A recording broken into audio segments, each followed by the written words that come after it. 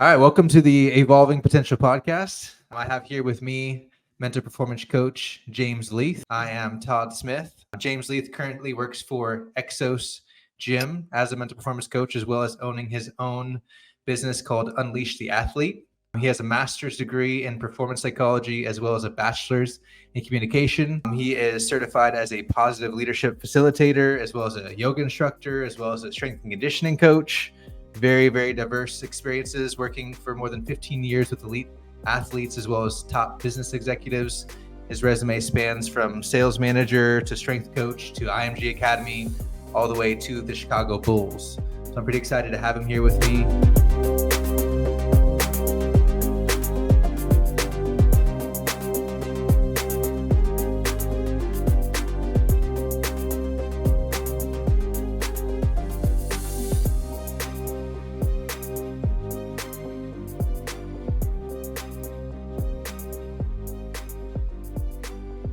Hey, you did your homework. I like that. Good stuff, man. I appreciate it. Oh, absolutely, man. Man, so where do you want to start? I mean, there's a lot of things, I guess. Where do you want to I have had conversations with people. When I discovered what IMG Academy was, I was very excited about it. I was like, no way, there's like a whole school and all the draft athletes come out of there. And I just had no idea. And I was very excited about it. To this day, I think it'd be amazing to go to Florida and kind of check it out. So the fact that you were able to work there, to work amongst all those people is very exciting to me, as well as EXOS. When I discovered what that was, amazing experience. I actually visited EXOS, went in there, was able to see, a Red Sox player, an Olympian athlete. And it's just crazy to me. And so that's your everyday experience. So why don't you just talk a little bit about you getting into IMG Academy, your experience there and EXOS, and just kind of freestyle on some of that stuff. Well, man, IMG Academy is a beautiful campus and it just keeps getting better and better. I didn't know much about it. When I first found out about it, I was getting my master's in performance psychology, and I was just like, what? There's like a Hogwarts for athletes? Like, these are all the best athletes in the world, from middle school up into the pros, and they've been Olympians to work out there. I originally got a job there. I was trying to be a mental performance coach, but when I applied, they said, you should check out the leadership. And I was like, you guys have a whole leadership department? They're like, no, we don't. We need somebody. So I took the job, and my boss, he pulls up this leadership folder. He's like, all right, here's all the curriculum you need to learn. And he double clicks on it and it's empty. And I was like, well, like, what is it? And he was like, well, students come back in 3 weeks. So you have 8 sports, boys and girls, different levels. So have at it. So I just dug in and created all this curriculum for leadership development that was outside of what was typically mental performance. And it was just a blast. Like, I had so much fun. I worked with the Raiders there. I worked with some Canadian football teams. There was New Zealand, the rugby team was there. And I mean, every day was exciting because I had no idea how the day was going to go. I kind of knew what I was going to do and talk on, but it's really exciting. And I think probably the best thing for me professionally is the amount of reps that I got in teaching, because it was just over and over and over. It was like a stand-up comic doing, comedy every single night. It just got tighter and sharper and different insights, and kids would bring things up and athletes would bring things up. And you're just like, oh, I never thought of it that way. And then I'd share that with the next group. So I was there for almost 3 years. And I'll be honest, man, I never thought I was going to leave. I did not want to leave. Yeah. But, father had a stroke in Dallas. And so every other weekend I would fly out there, like $85 Spirit airline, the backpack, and I'd hang out with them. And one of those days I was just like, okay, I need to be here. So I resigned my position, unfortunately, but fortunately I was able to spend another 9 months with my dad before he passed. And so it was worth it. It was definitely worth it. But man, it was a good time being at IMG, and it's even growing now. I still have friends that work there, and they absolutely love it. Definitely go check out the campus. It's cool. It's worth it. Yeah, no, I definitely want to. That sounds crazy. I mean, so it's like a private academy. So when it comes to athletes at IMG Academy, one of the misnomers is that they develop athletes, and they absolutely do. There's a lot of great people there.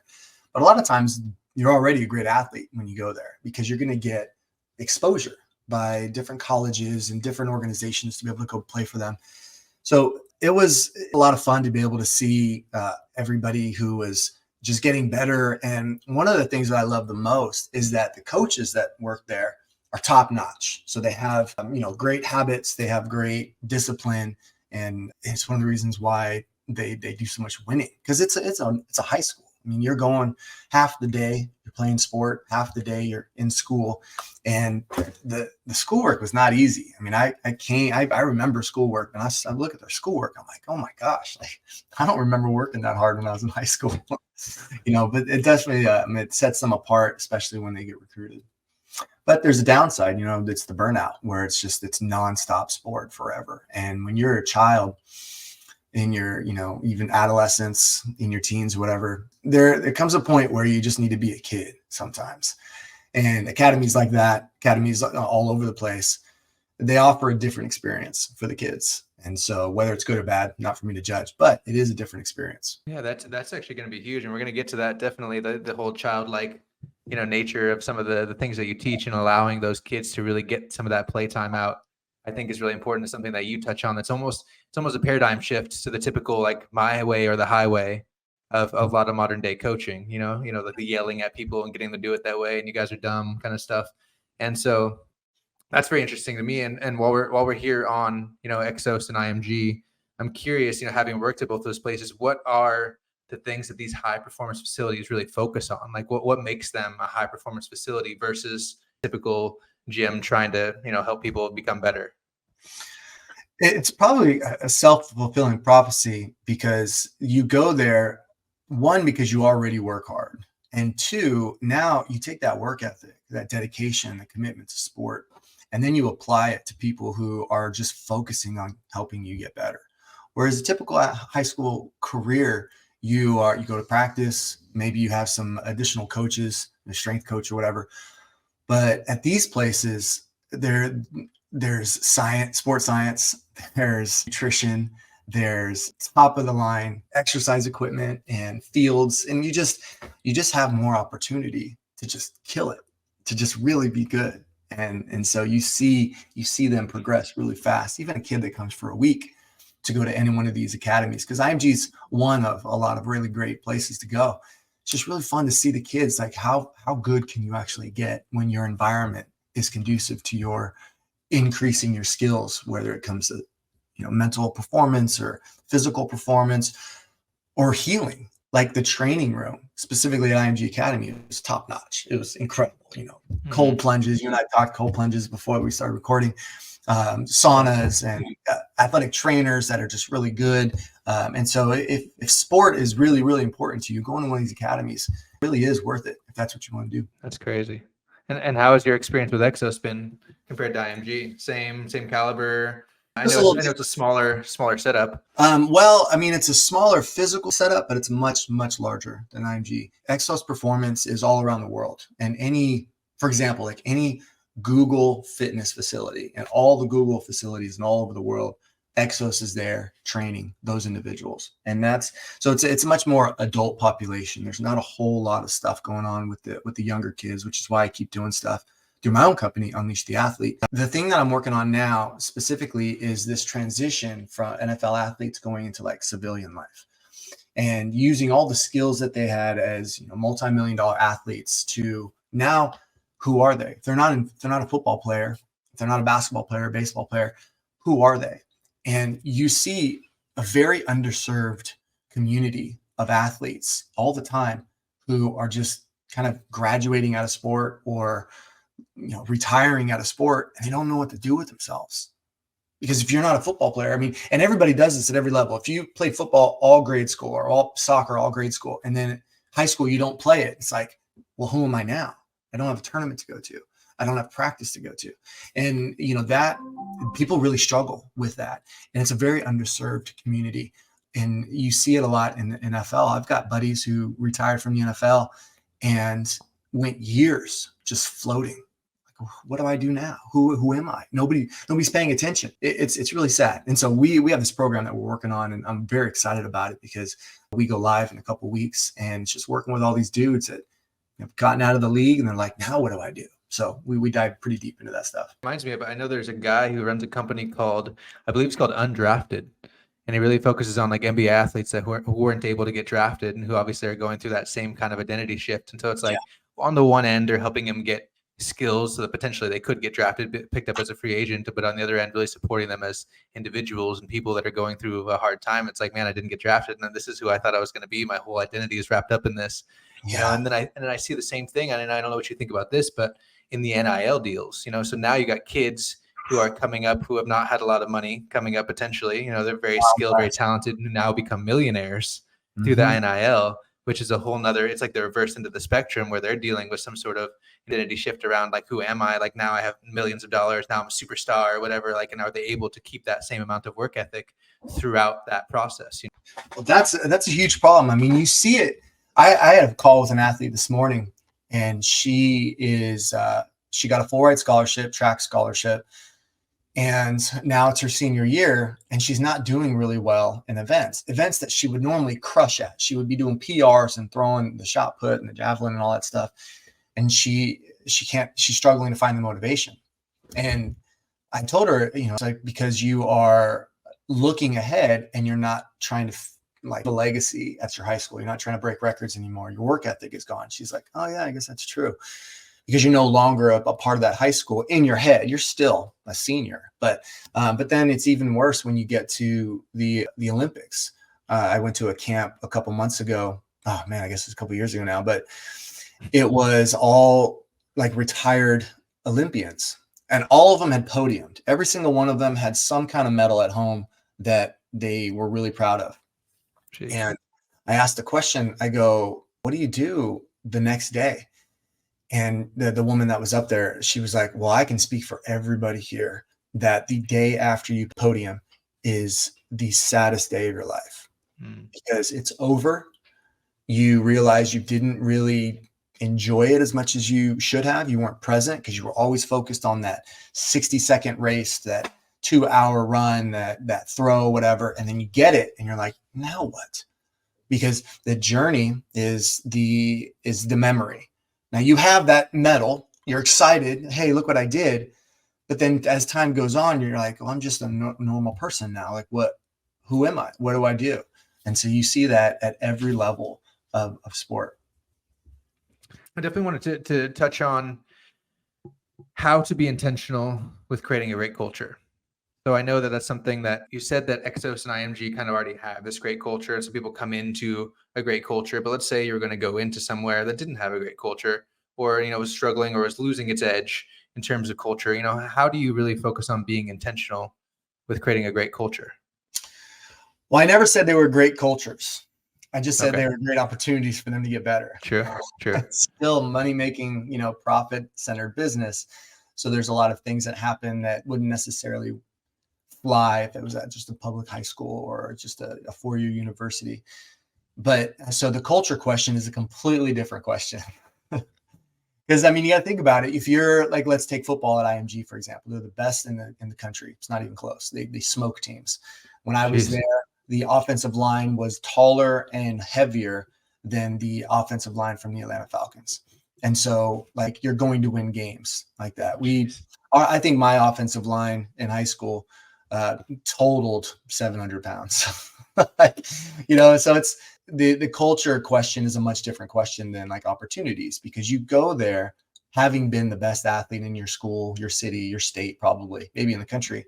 And now you're with people who are also the best at the city, the state, and the country. And so you have to really level up, but that's not available to most people. So the culture question and being intentional about culture is having a coach and a coaching staff and an administration that supports the students and the athlete, not just the student and not just the athlete. And that comes with a lot of different things. It's teaching them time management, having like a sport and life balance, giving them time to be a kid, so they can come back and be excited. One of the biggest problems that we see is you have a kid who plays baseball all year around. And once quote unquote baseball season comes in, it's not that exciting. But when I was in high school, I remember football would end in November, if we were lucky, maybe October if we weren't very good. But then we couldn't pick up a football and do anything with the team until like March. And I was so excited to put my cleats back on, so excited to touch the pigskin and do stuff. Now it's year round. So that really harms culture, because there's really nothing ever to look forward to, because it's just, you're going on and on and on. And that leads to burnout. that leads to kids just not being excited. So then they graduate and they get into college, and now they're really good and they have all this money because of these new deals, this wild, wild west of paying athletes. And that's going to be a big change. One of the reasons you rarely see a son follow his father in the NBA, in the NFL, is because you can't teach drive. Like, you have to want it. You have to want to be out there. You have to want to grind when people aren't paying attention, when the lights are off. And that's an individual thing. You know, I remember watching, was it Kevin Hart was talking about his kids, and Kevin Hart grew up in the city, in the streets of Philadelphia. And so he had to earn his keep. He became funny because that's what he brought to the group, because he was a short dude who wasn't really playing basketball. And then he took his kids to downtown Philadelphia to let them know, hey, this is the opposite of what we are. You know, like, they're poor and they're destitute and all this stuff. And the kids were like, this is awesome. We want to live down here. He's like, no. That's not the message. That's not the message. But they don't know what they don't know. They don't know the hardships that their father went through.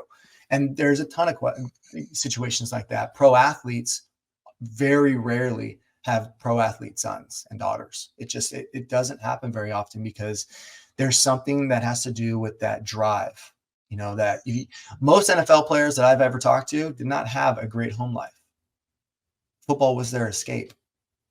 Hockey, same thing. Basketball, all of them. It's very rarely do you find a pro athlete. It's like, my childhood was amazing. Everything was taken care of. You know, it wasn't difficult at all.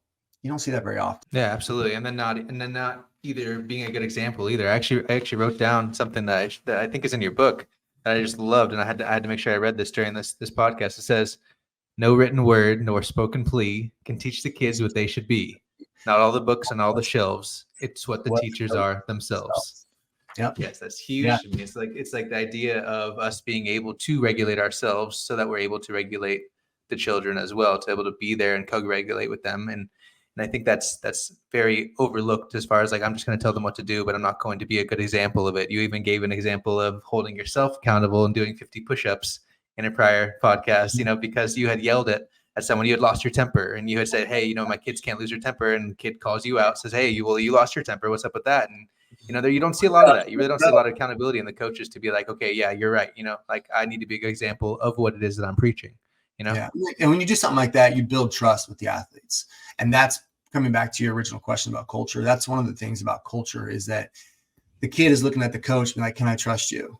Can I hold you accountable to the things you're holding me accountable to? And it's little things. Like, the coach is like, everybody have your shirts tucked in, and they don't have their shirt tucked in. It's like, well, is it these just rules for some people sometimes, or, you know, and that athlete doesn't have his shirt tucked in, but he's the best player on the team. So all these kind of things erode a positive culture. Because a friend of mine, Dr. Jerry Lynch, he always talks about culture and influence. And it's just like, there's never not a culture. There's always a culture, but is it a good culture, or is it a harmful culture? Because not focusing on the culture is the culture. Like, that's it. And if you're not being consistent and you're not holding people accountable, and then also with coaches, if you are somebody who doesn't hold yourself accountable, it's going to be very difficult for you to hold kids accountable. They're just not going to listen to you. Their BS meters are fully functioning. They can see when a coach is faking it. And even if they don't explicitly talk about it or acknowledge it, it's still there. There's still kind of I don't know about this coach. And then that goes out on the field in the court. So I'm curious, I know that you used to be a personal trainer. Mm-hmm. I was looking at your LinkedIn. I saw, like, you know, even reviews of you being, you know, really great personal trainer, explaining things to people, just being that going above and beyond. That's how I like to consider myself as a personal trainer back in the day as well. Trying really hard to explain things to people, you know, create that bigger picture for them, and really be a great support for them. And then ultimately you transitioned into mental performance coaching. And, like, will you talk a little bit about that? Well, as a trainer, I mean, I loved it. I had a lot of fun. I got the accolades and all this other stuff. But at the end of the day, just hanging out with people when they were trying to make their lives better was one of my favorite things. And it wasn't until I took a internship at Cal Poly in San Luis Obispo, California, where I was just like, I do not want to hang out in this dungeon all day, every day, inhaling chalk and counting reps, because my favorite part about it was the conversations. Like I would have like a weekend warrior come in, like our soccer mom, they would come in and I'd have this whole training regimen all ready for them. And I'm like, you just need to go for a walk and talk about things. Like that's what you need right now. And so I saw myself as like an unlicensed therapist. I'm like, let's just talk, get some stuff off your chest. And I was reading the paper one day back when we used to read the paper, and it said sports psychologist for the White Sox. I thought, I've never seen sport and psychologist in the same sentence. I always loved psychology. I've done nothing but sports my whole life. Let me look into this. And then I realized in my 20s that there's this whole body of work for sports psychology. I'm like, this is crazy. Like I've loved this stuff. And I dove in and I've been swimming in that pool ever since. So I went and got my master's in performance psychology, started working specifically with the mindset and the mental side of sports. Stopped counting reps, stopped counting, creating routines and stuff, and just like, let's fix your mindset. Let's do breath work. Let's set some goals. Let's, put out your vision and your purpose for why you play sport. And all that stuff was just way more exciting to me. And so I haven't counted a rep or created a program in 15 years, except crazy. for myself. So I think a lot of people have a desire to switch into some sort of different career, right? And don't have that same drive to, you're just like, oh, you made it sound easy. I just went and got my master's degree. You know what I mean? It's like, obviously, I'm getting my master's degree right now as well. It's like, I know how much of a challenge that can be, A lot of work. and so I am curious, what was the motivation? What was your thought process around what you're going to do with this degree, where you're going to work, who you're going to work with, or did you just plan on using it in your own, business, using it as a personal trainer and improving your training ability? Or were you like, okay, I'm going to work for teams, or I'm going to do this? Like, what was the thought process there that kind of got you through that master's degree? Well, I didn't really know what I didn't know. I didn't know what I could use it for. I just knew I wanted to do it, and I did not want to be in the classroom anymore. I was teaching high school and I could see the writing was on the wall. It's like, this is not for me. I want to reach people on a larger scale. So I got that. And then as I was doing my program, I discovered IMG Academy. And I went to the website. I saw this job posting for the head of mental conditioning at IMG Academy. And I printed it out and I put it up over my desk. It was the only thing over my desk. And I thought, I want to be the kind of person that can be hired for this job. I never in a million years was going to apply. I didn't think I'd ever move to Florida and be there, but I just started checking things off the list. And I think I had like one or two things left, like learn Spanish was one of them. I never learned Spanish, but I kept checking all these things off. And then I went to this conference and IMG was there. Some of the people that worked there were there. I got in conversation with them. Some of them had already been reading my coach notes. I sent out a weekly coach note and they were familiar with me. So I was like, I think I'm going to apply. So I reached out to my mentor, Dr. Wendy Borleby. She's the sports psychologist for the Chicago Bulls. And I go, what do you think? Like, what should I do? And she goes, are you going to apply? I go, yeah, I'm going to apply for an internship at IMG Academy, a summertime internship. And she goes, no, I don't think you should do that. And I was like, you just told me to do it. And she goes, no. I'm saying you're selling yourself too short. Apply for the real job. So I applied for a leadership coach position. Got the job. 2 weeks later, a month later, I'm moving to Florida, and like 3 months later, they made me the head of leadership, and I just never looked back, and I kept doing that. But before I got there, I was trying to pick up clients just like anybody else. Like I wrote a book called Beyond the Game. It's an entrepreneurial guide for mental performance coaches. And in that, I talk about like, here are the things that you need to do. Number one, let go of working for pro sports. It's not as great as it's glamorous, but it doesn't pay much. And you are very, very deletable. Like they can just get rid of you. They don't need you. And the best part is like to go and help college athletes or open up a practice and help youth athletes. So now you have both. You've got the strength coach and you've got the mental performance coach. And it's just a great combination. And parents will pay a lot of money for you to be an outside voice. I mean, in some of my athlete sessions this morning, which also is an interesting thing because before pandemic, I would never have athlete sessions in the morning during the week. But now kids are so used to working on their schoolwork from home or whatever. It's like I have athlete sessions all the time, not in the evening, which is nice because my evenings have opened up. But being able to talk to them and help them to do time management, help them to set process goals and outcome goals, not just, I want to be the best in the state. It's like, okay, well, what kind of systems you need to create so that that's an inevitable possibility. And, it's just been a lot of fun to be able to do that kind of stuff. And I had no idea that that's where I would end up. What would you say that you said you wanted to, affect bigger change, work on a wider scale? And that's kind of the same place I'm at. Whereas I used to be a personal trainer. I realized, okay, I'm doing a lot of trading time for money here. I could do this all day long and really not reach a lot of people. There's obviously a bigger problem here why everyone's experiencing overweight and dysregulation and a lot of these things. And so I myself would love to reach a larger audience as well, which is what, this podcast is about.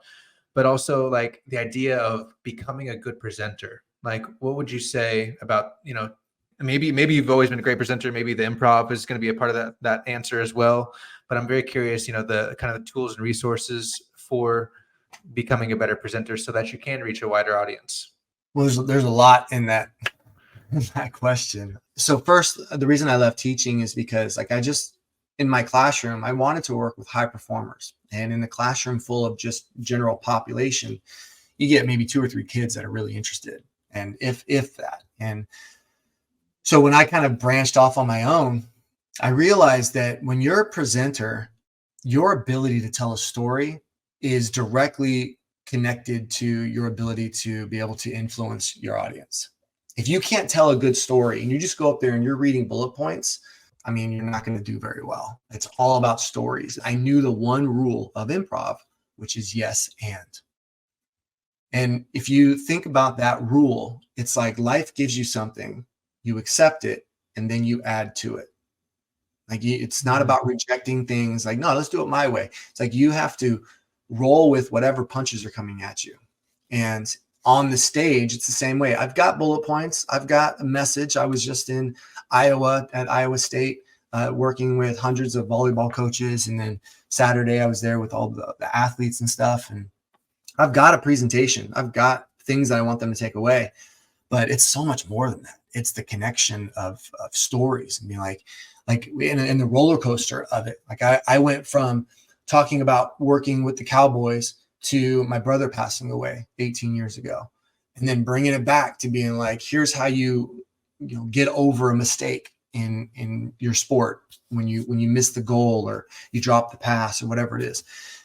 And so being able to connect through stories and digging through your own life of experiences and then sharing them with the audiences is the secret to great presenting. Like there's no class, there's no book, there's no course, whatever. It's, can you look at your life experiences and then share them in a way that's vulnerable enough so that people can connect? And then they're interested in your bullet points. They're like, okay, this guy, he's relatable. All right, what do you got for me? So whenever my audiences leave my presentations, I want them to have something tangible that they can go do. If it's coaches, I want them to be able to implement those activities in the next session. If it's athletes, I want them to have a better experience. It was at the beginning of your book here, Empowered Athlete. I can't say I've read the whole thing, but I've been trying to get through it. You have my whole library there. Come on, let's go. Yes. Oh, dude, I got books for days. I love reading. And so at the beginning of your book, you talked about something that's really powerful. I think that a lot of coaches are not willing to really create that positive environment, the psychologically safe environment for people to fail. And that is something that is huge. That you said some girl was not willing to take a shot. She was not willing to shoot because her prior coach told her she could not shoot. And it just like devastated you. It's like a 10-year-old girl, I think it was. And I'm just like, that to me, that made me sad. I'm like, oh my gosh. And then you gave her that chance in a game to shoot and she missed and you congratulated her. It's like, yes, you did it. You made a decision. You know what I mean? And to me, I just don't, that's the paradigm shift that I'm talking about that I wanted to have you on the podcast for, is because like, that's something different where it's like, oh, what the hell? You don't, you need to practice more, bitching them out, whatever, or create that safe space for them. And so if you wanted to just give your 2 cents on that story, it's so powerful to me. Well, thank you. The goal is to get the ball into the net, and success hinges on that basketball hitting the white net. In reality, people forget that's not easy to do. That is very difficult to get the ball into the net, even when you're just playing by yourself. And so like you shoot the ball, it hits the rim. You're like, oh, dang it. But there wasn't 2 guys on you. There wasn't the clock going down. The shot clock's at 1. None of that stuff, the pressure. And so with Cameron in that specific situation, I told her that I just wanted her to shoot the ball. that I didn't care if it went in. I just needed her to shoot. So now we can celebrate the fact that she shot. And she didn't make it. It wasn't even close. But she needed to know that I was excited about the effort, that I was applauding the fact that she was overcoming a fear and overcoming some kind of conditioning that she got from some idiot coach before me. And then eventually she started making them. You know, you miss 100% of the shots that you don't take. Michael Jordan, Michael Scott, right? Like that's the whole progression right there, if you know The Office. But it just in that situation, and I've been in a lot of those situations, I needed to change where the goalpost was, where what the end result was, because now I can build up the confidence. On that team, that was 6th grade girls YMCA, not a whole lot of pressure to win. But every day at practice and every game, we would warm up and they would stand underneath the backboard and they would just shoot to hit the same spot on the backboard, just over and over, hit the same spot. And then after they did that 10 times, then they would move to the side and hit the top right-hand corner and just hit that. If you hit that, the ball will go in. And so there's 2 things that happened. One, the confidence of the athletes was growing because it was just like board, swish, board, swish, board, swish. The second thing that was happening is the other team is watching my team make shot after shot after shot. And so they're like, oh my gosh, they're really good. So there was some psychological warfare there. It was a twofer. And because these girls are looking at my team and they're just like, they're making every shot. And then on the other side of the court, they're shooting from 15 feet away, air ball, hitting each other in the head with the ball. And I'm just like, boom, boom, boom. And so the games were not close. We had the same talent, but my girls were a lot more confident. My girls were a lot more calm in their shots because they're just like, oh, if I hit a certain spot, it'll go in. Cameron included. And, you know, Cameron's in college now. She got a full ride basketball scholarship. And I take full responsibility for that. No, just kidding. Yeah. Great work ethic.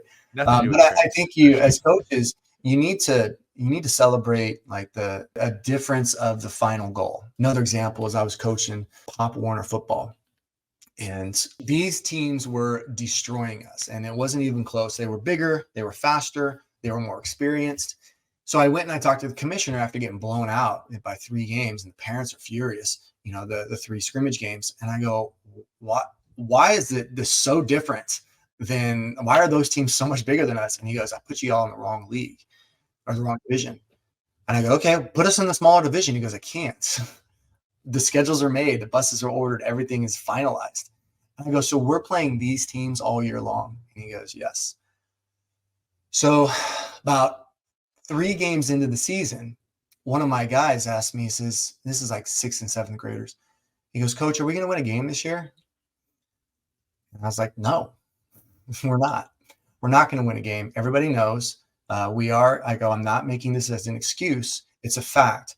We're in the wrong division. And I'd sent the email out to the parents after this conversation as well. And I go, kids, listen, if you don't want to play, I want you to know that I respect your decision. I won't hold it against you. I don't think you're a quitter. You're in a tough league. This is a very difficult division, and we weren't supposed to be in it. I go, so if you want to quit, you can come early tomorrow to bring your stuff. And the next day, none of my kids quit. And so I go, okay, so winning is no longer the ultimate goal.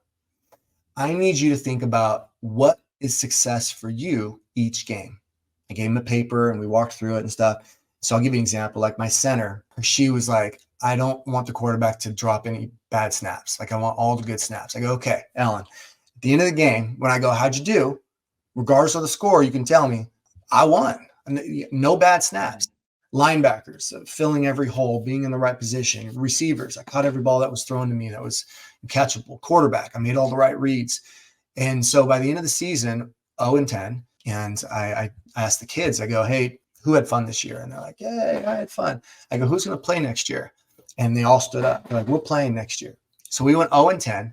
The next year, they stayed in the same division. The commissioner made the same mistake. And those kids, they are now on the 8th grade team. I was still coaching 6th and 7th. They went undefeated.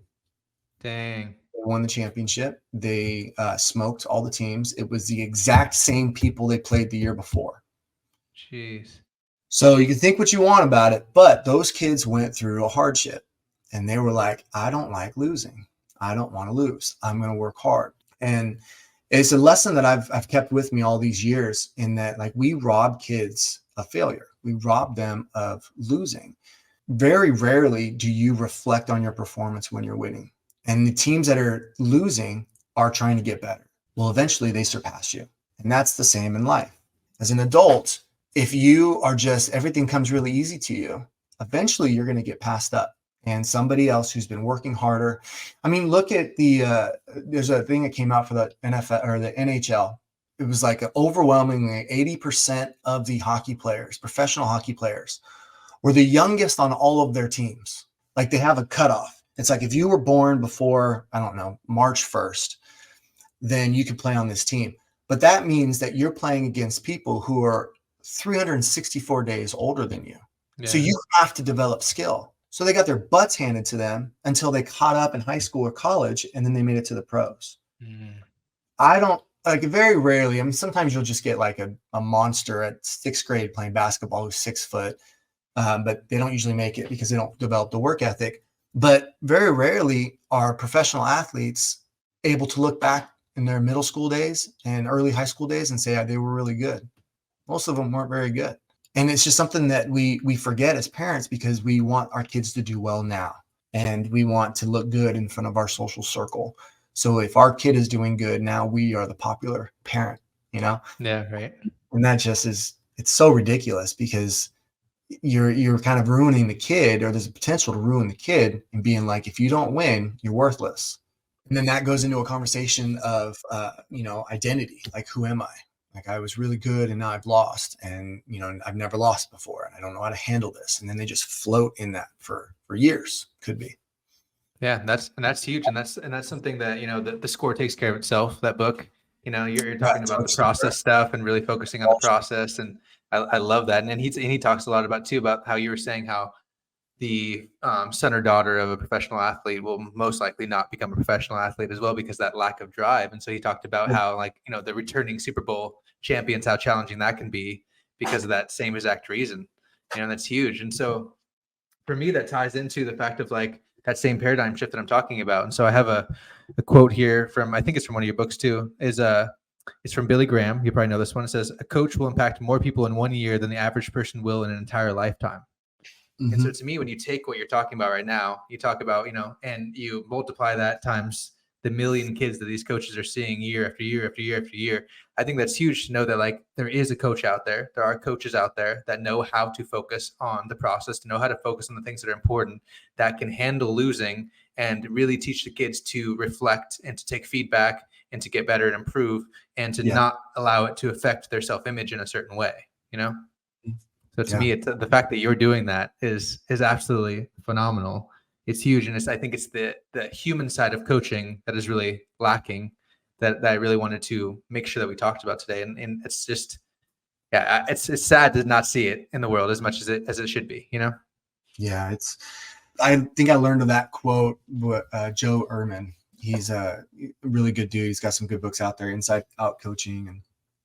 And, he brought that quote to life to me, and then I found it when I was reading Billy Graham's biography. But I think one thing that I like to tell people is that, like, Mr. Rogers, when Mr. Rogers was huge and he was like the world, everybody knew who Mr. Rogers was. Still to this day, even kids know, a lot of them know who he is or who he was. He had this superpower in that he never forgot what it was like to see the world through the eyes of a child. And so when he was talking to the camera, he was talking to one person. And if you did you watch Mr. Rogers growing up? Yeah. Hell yeah. Yep. You, as a kid, you probably thought he was only talking to you. Right. And it feels like it. Yeah. It was intentional. And so he always thought about that. And as a coach, you can think about, how does it feel to be coached by me? How does it feel when I talk to the kids this way, or when I do this drill, or when I set up a dinner for them, or like, how does that make them feel? And that comes back to the culture question. And so Mr. Rogers' big influence on me when it comes to, like, how I coach and how I mentor, and even in the books that I write, it's just like, how are people going to feel when they read this? And because I want them to know that you don't have to be like making mistakes like your coach did. You can be upset that they happened to you. It's cool. I was very lucky. I had more great coaches than bad coaches. And in the Empowered Coach, I thanked them all. Like, I wrote a little Yeah, thank you yeah, I saw that. to them, and I sent one to all the ones that are still alive. And so I think it's really important for a coach to kind of recognize that, like, how you show up is a direct proportion in how your kids are going to show up. And you don't have to bring old habits that you learned when you were an athlete as a coach. You can say, I'm going to do it a little bit differently. So what would you say, real quick? Let's say we've got a typical hard ass coach who doesn't think about feelings very much, which is pretty common. Let's be real. And so you're like, I need to think about how, me saying this is affecting the kid's feelings, or how's the kid feeling when I say this? How would you suggest, I know this is probably a hard question, but how would you suggest learning some of that stuff if you weren't really into the feeling stuff, if you weren't understanding what it's like to be a kid, if you've forgotten? Well, empathy is very difficult to teach. You have to go through things. You got to go through life circumstances to become better at that. And coaches, unfortunately, there's not as many hard asses as there used to be, because they've been kind of weeded out. They get pushed out. But we have to remember that, like, when a coach is in a high profile situation, so if they lose, they'll get fired, which means that they have to move their family. So coaches, humans, just like athletes are humans, that there are pressures to win. And so you have a coach that's like really hard on their athletes, but that might be the only way they were ever coached. And so they push that way too. Also, when I was younger and a coach was keeping me accountable, that was just like, yeah, coach is making me responsible for my decisions. These days, if a coach does the same thing, the kids are like, this is abuse. It's like, no. The coach is pushing you. Now there's a line, and a lot of coaches will pass it.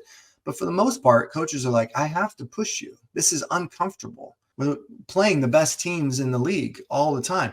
Like, if you're not pushing yourself, if you're not giving yourself 100% to your potential, what are we doing here? And so, again, empathy is difficult to teach, but the best coaches out there have that sense of empathy because they went through things. In a couple months, I'm keynoting at this bully conference. Like, it's a conference to talk about like bullying in sports. And when she asked me about it, she's like, what do you think about bullying? I was like, oh, it's great. She's like, what? I go, well, not all bullying is created equal. And how somebody feels when they're being bullied doesn't mean they're actually getting bullied. It could mean this is the hardest thing. Like, when I was at IMG Academy, if somebody's phone was at 3% battery, they would just lose their mind. Like, oh my God, like, that's the hardest thing that ever happened to them. I remember one situation, I was like, it's fine. Your phone will be dead for the whole session, but you can plug it in when you get back to your room. She's like, I can't function if my phone, what if somebody reaches out to me? I'm like, okay, that's the worst thing that's ever happened to her. She actually threw her phone away. She's like, I'll just buy a new one. Stupid phone. I was like, I can't relate to that. But, sometimes that's just how they're a product of their environment. And so I think that it's important to remember that when it comes to bullying, there are some positives that come from it. I mean, people don't want to talk about it. Maybe someone's like, we got to cancel James because he thinks bullying is great. It's like, well, I don't think all bullying is great, but I do think that we do our kids a disservice when we put pillows everywhere. And then they get out to the real world and they're like, oh my gosh, people are so mean. It's like, no, people have always been mean. You've just been protected. There's a book written in the early 90s called The Blessings of a Skinned Knee. I can't remember her name. It was a Jewish child psychologist. And I remember reading this book being like, oh my gosh, she's like predicting the future, because everything she said would happen if we keep protecting our kids the way we do has happened. And so you have these just, I'm going to get mine type athletes instead of like, I'm going to give mine to the team, which, you don't see very much anymore, especially in high school. You can just go to a different high school. I don't like the coach. I want to be on a winning team. I'm going to go to this other high school. You can just leave. College, same thing. I'll go to the transfer portal. You got NFL players that are just like, I refuse to play. I'm just not going to play. It's like, okay, you have a contract, but you're just not going to play. I'm like, nope. So that's a consequence of just protecting the kids from real life. And when you talk about transitioning out of sport into civilian life, like, all the bad coaches you have are just going to get replaced by the bad bosses. All the teammates that you didn't like are going to be replaced by all the coworkers that you can't stand. That's a part of life. And I think that athletes get to learn that sooner than non-athletes. And so they're actually more equipped to be out there in the world and do well. I am curious, just talking about the blessings of the skin knee. So it's like, where do you see the future of performance coaching going? You know, mental performance coaching, you see it growing, you see it becoming more important as, you know, technology progresses, as focus dwindles. Just kind of touch on that for a second, because I see it growing, obviously. Yeah. Well, there's an abundance of talent. The difference between the athletes that are, you know, winning the Super Bowl in the NFL and the athletes that are on the worst team in the NFL, the skill level and the ability is there. Like, it's the same. It's minute differences. And of course, you have your superstars. But how you put those people together is really important. And the person who came from this background and the person who came from this background comes together, and then the way the coach coaches and how the community is involved, all that stuff matters. And so I think the role of a mental performance coach, it's still in its infancy. Back in the 70s, when Nebraska was just rolling over teams and people were like, what is happening? How come they're so much better? Well, they were lifting weights, and no other team wanted to do that because they thought, well, if we lift weights, we'll get all bogged down by muscle. And so Nebraska was just destroying teams.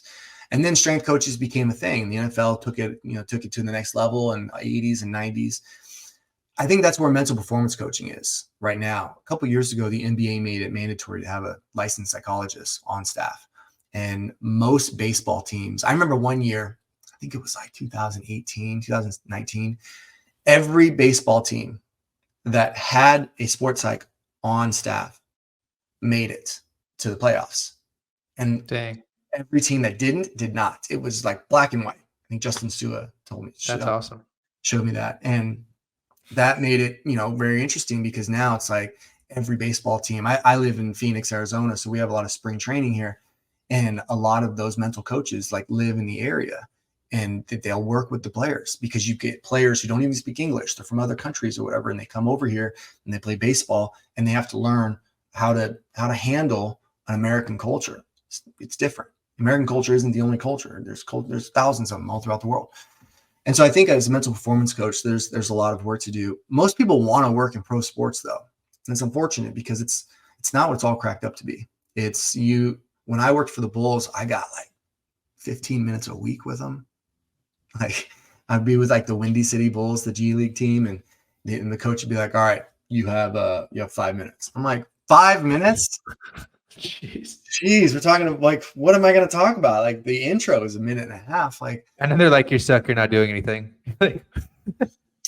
So there's a lot more potential to get your certification through Applied Association of Sports Psychologists, and then go work in the college scene. High schools are starting to create sports psychology communities, people who can come in and help. And I'm a part of a lot of those and developing those programs. And so I think that it's one of the reasons why I wrote that book, Beyond the Game. It's just like, there's a lot of opportunity out there. If you put the pro sport thing and just be like, hey, I'll be open to it, but let's do something else. Let's look at all this other things. There's a lot more potential out there for work.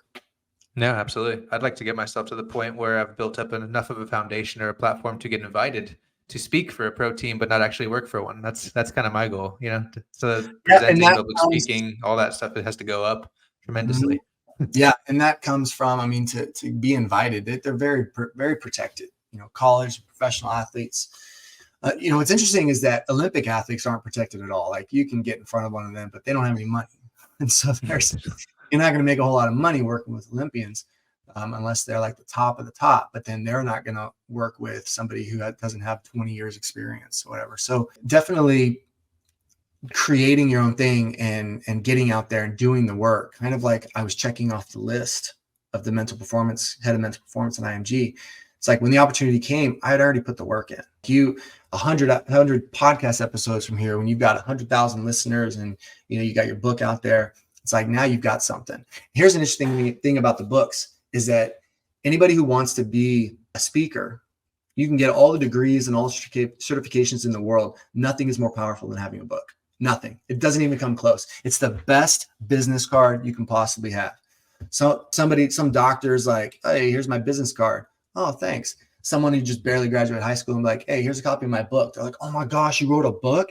It's It's like that didn't take as much time as getting your doctorate, but it's more exciting. And for years, I was telling people that. And then during COVID, I wrote 7 books during COVID. I didn't have anything to do during COVID. Jeez. And so, and they weren't like good. They were just rough drafts. And since then, I published 4 books last year. Like the content was already there. I just had to edit, self-publish, and just put it up on Amazon because you don't need the gatekeeper anymore. You don't have to be with these big companies. You can just publish, so you look at my books, they're all self-published. So I highly recommend that to get yourself in the door for sure. Yeah, I've actually been writing a book for 2 years now, so I'm 100% there with you. I know how big that is, and to be able to do your talking tours and everything, is related to that book. Okay, I've just got a book going, so I'm going to get on this person's podcast, kind of talk about my book, talk about what I'm teaching, and establish yourself as an expert in that field. Can I ask you one more question? Sure. Okay, so the last question is team building activities in this book, team building activities for athletes. Obviously they're huge for bringing people together. And you said that adults love it just as much as children. They seem like games. They seem like waste of time in some people's minds. Like you said, if it's like there's a 90-minute practice, do you really want to take 5 minutes away from that to do a game? But the application and the importance of that is just tremendous. And so if you could just talk about some of the universal principles or how important those team building activities are to all genres, and we can kind of cap it there. Yeah, man. Well, I mean, I have a belief that all great teams have 2 things in common. They have a shared language and they have inside jokes. And with that shared language, it's like the tactical stuff, it's the strategy, it's knowing what to do when this is said and all that kind of stuff, and the agreement of committing to the team and all that good stuff. But then the inside jokes is like the glue that keeps everything together. It's because you're having fun. You're getting into that childlike state. And when you're in a childlike state, it's easier to stay having fun than if you're in a childish state where you're just throwing a tantrum because you missed the layup or whatever. Yeah. And so these activities are bonding. They're bonding agents to be able to create cool moments within the team. And again, coming back to your original question about cultures, like a good culture is filled with inside jokes that nobody would understand. Like, oh, you had to be there.